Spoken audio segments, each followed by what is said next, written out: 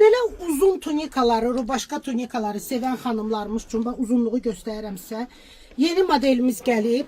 48-58 bədən aralığındadır. İlk öncə uzunluğu göstərim. Belə bir uzunluğu var. Hər tərəfini çəkirəm sizin üçün. Qısa qoldu, parçası 100% qatqısız, sintetiksiz, 100% pambıq parçadır. Və burada yanında da belə cibləri var. Çox maraqlı modeldir qızlar.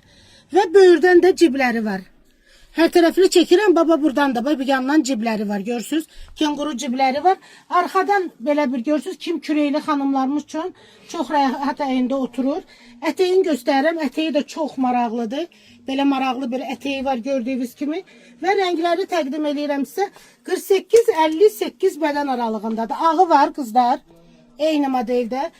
40 dərəcə, 50 dərəcə istidə giyinin, sərin, rahat, 100% pambıq koftalardır, tunikalardır, uzun koftaları sevən xanımlarımız üçün. Bax, axtarırsınız. Gəlin, cürbəcür rəngləri gəldi.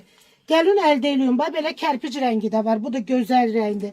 Sonra bej rəngi var. Bax, belə beji var. Arxadan da göstərirəm. Uzun, rahat, gözəl, sərin, yaşılı. Bütün rəngləri göstərdim sizə qızlar. Kim istəyirsə vaxtında gəlin. Bu gözəllikləri siz də əldə eləyin. Mənim dəyərli gözəl xanımlarım. Hər birinizi gözləyirəm mağazamızda.